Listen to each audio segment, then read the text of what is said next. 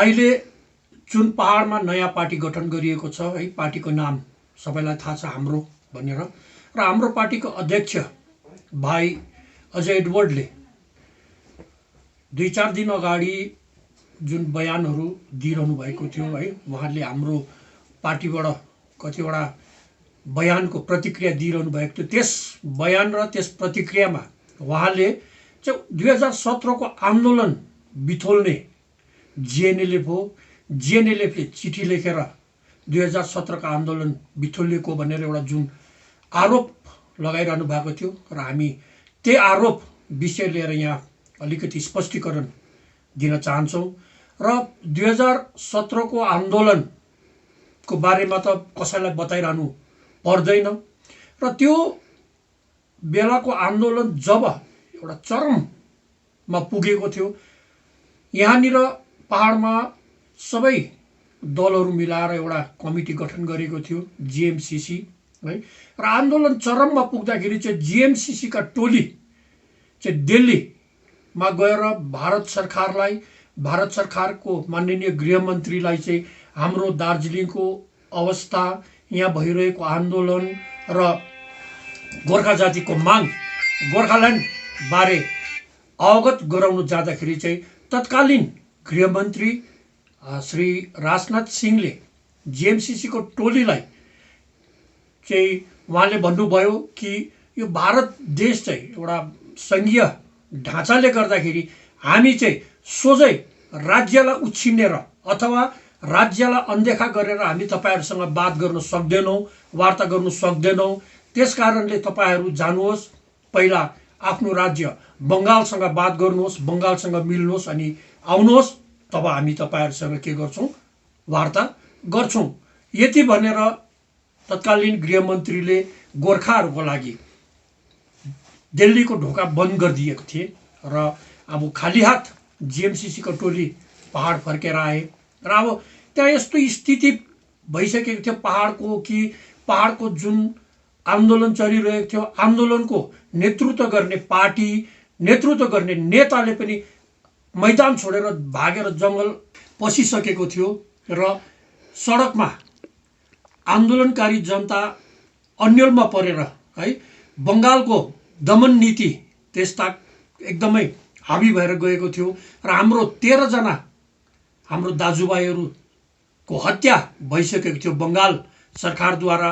कति युवाहरु विस्थापित भएको थिए, कति युवाहरु हाम्रो चेलीबेटीहरु जेलमा परेका थिए। यस्तो बेलामा दिल्लीले खाली हात पठाइदिएको थियो बंगालसँग बात गरेर आउनुस् भनेर। त्यसबेला पहाडको कुनै बाउको छोरा नेताहरु चाहिँ यस्तो थिएन कि बंगाललाई झकझकाउने, अब हिन्दीमा भनिन्छ माइकालाल, माइकालाल नेताहरु चाहिँ कोही पनि अगाडि आएन बंगाललाई झकझकाउने। अब भयो हाम्रो यहाँ आन्दोलनलाई हेर, हाम्रो आन्दोलनको जुन दशा छ, जुन दिशा गइरहेको छ त्यसबारेमा अब वार्ता गर्नुपर्छ भनेर बंगाललाई झकझकाउने, अथवा भनौं त्यसबेला बिरालुको घाँटीमा घण्टी बाँध्नको निम्ति कोही पनि अगाडि आएको थिएन। त्यस्तो बेलामा चाहिँ गोरामुमोका अध्यक्ष श्रीमान मोहन घिसिङले आफ्नो पार्टीको, आफ्नो स्वयंको राजनीतिक जीवनको भविष्यलाई दाउमा राखेर बंगाललाई चिठी लेखेको कि अब दार्जिलिङको जुन आन्दोलन चल्दैछ, यहाँ धेरै बंगालले दमन गरिसक्यो, यहाँ अत्याचार भइसक्यो, यो दमन र अत्याचारलाई रोकेर अब गोर्खा जातिसँग बंगाल सरकारले बात गर्नुपर्छ भनेर चिठी लेखेको थियो है। र जस्तो श्रीमान मोहन घिसिङले चिठी लेख्यो त्यसको तुरुन्तै बाद विमल गुरुङ र विनय तामाङले पनि चिठी लेखेको थिए। हुन सक्छ विमल गुरुङ र विनय तामाङको चिठीमा बंगालसँग सम्झौता गरेर जिटिए नै फर्काउने लेखेको थियो कि हैन, यो पनि शंका छ। तर हाम्रो चिठी जुन जिएनएलएफले लेखेको चिठी थियो, त्यो चिठी चाहिँ स्वयं मुख्यमन्त्रीले हातमा देखाएर भनेको थियो जिएनएलएफले चिठी लेखेको छ, अब हामी वार्ता गर्नुपर्छ भनेर। र यसले गर्दाखेरि अब यो जिएनएलएफको चिठीको आधारमा हामी पहाडको मुख्य पार्टीहरुसँग के गर्छौं, द्विपक्षीय वार्ता सुरु गर्छौं भनेर वार्ता पनि सुरु भएको थियो।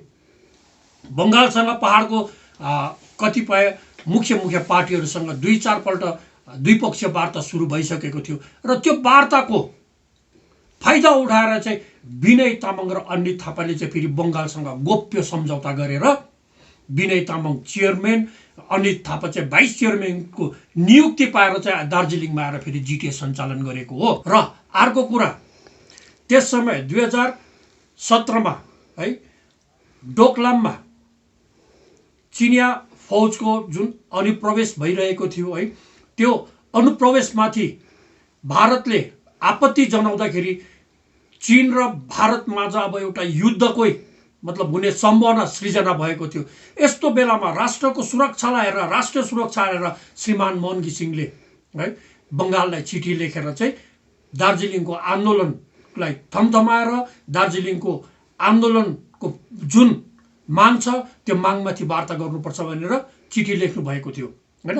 र जुन प्रकारले विनय तामाङ, अनित थापा, त्यसबेला गोजु मोमो थिए, उहाँहरूले जुन गोप्य सम्झौता गरे त्यो सम्झौताले चाहिँ दार्जिलिङको आन्दोलन बिथोलिएको हो। र यदि त्यो स्थितिमा गोरामुमोका अध्यक्ष श्रीमान मोहन घिसिङले चिठी नलेखेको भए चाहिँ 13 जना होइन, यहाँ सैकडौँ हाम्रो भाइ बहिनीहरू चाहिँ शहीद हुनुपर्ने थियो, उहाँहरूको हत्या हुने थियो, कयौँ हाम्रो भाइ बहिनीहरू पलायन हुनुपर्ने थियो, कतिजना जेलमा बस्नुपर्ने थियो।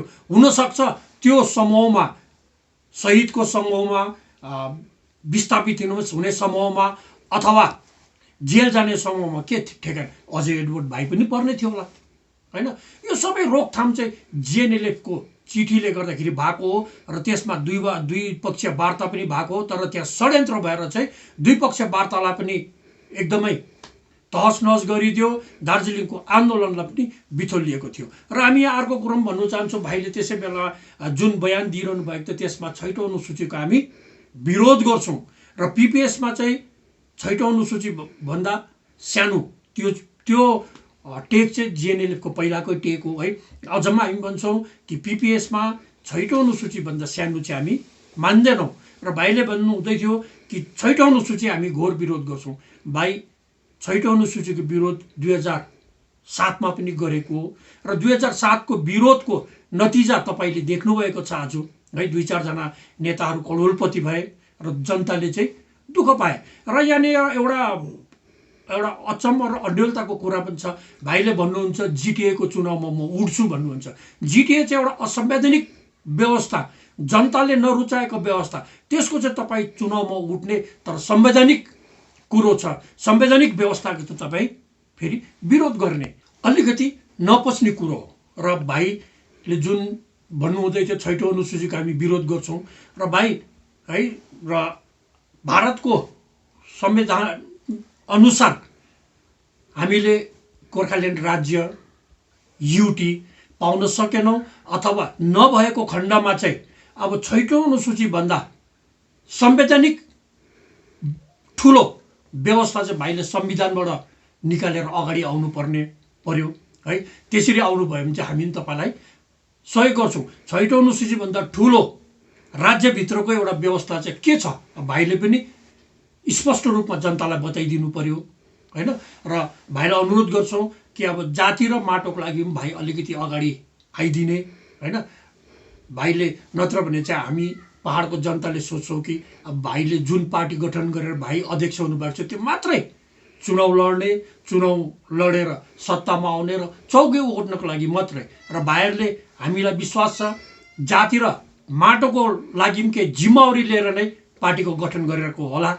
र यसकारण हामी भाइलाई अनुरोध गर्छौँ कुनै पनि व्यवस्था 6औं अनुसूची भन्दा ठुलो गोर्खाल्यान्ड र युटीलाई छोडेर 6औं अनुसूची भन्दा ठुलो व्यवस्था संविधानमा छ भने चाहिँ भाइ लिएर आइदिने, त्यसको लागि चाहिँ हामी भाइलाई आह्वान गर्छौँ। र यति भन्दै है जुन पत्रको बारेमा भाइले एउटा विभ्रान्तिमूलक कुरा गरेर हैन दार्जिलिङ पहाडमा जिएनएलएफलाई बदनाम गराउने अब जुन भाइको प्रयास है र त्यसको चाहिँ हामीले यहाँ स्पष्टीकरण दिएको छौँ। र हुन त यसको स्पष्टीकरण नदिए हुन्थ्यो, किनभने पहाड तराई डुवर्सको जनता चाहिँ एकदमै सचेत छ र एकदमै शिक्षित छ र सबै कुरो जानेको छ। तर पनि हामी चाहिँ जिएनएलएफ पार्टीको अब क्याडरहरू भएको कारणले यो स्पष्टीकरण हो। र भाइलाई पनि हामी त्यस्तो केही पनि भन्न चाहदैनौँ, किनभने भाइ पनि अब गोरामुमोको विपक्षी भएको कारणले गर्दाखेरि गोरामुमोले जस्तै काम गरे पनि भाइले विरोधै गर्ने हो। भोलिको दिनमा जिएनएलएफले यहाँ गोर्खाल्यान्ड नै ल्याइदियो भने पनि सायद भाइले त्यो गोर्खाल्यान्डको पनि विरोध गर्नु सक्छ भन्ने हामी त्यति नै भन्दै सबैलाई फेरि पनि नयाँ वर्षको शुभकामना टक्राउँदछौँ। धन्यवाद।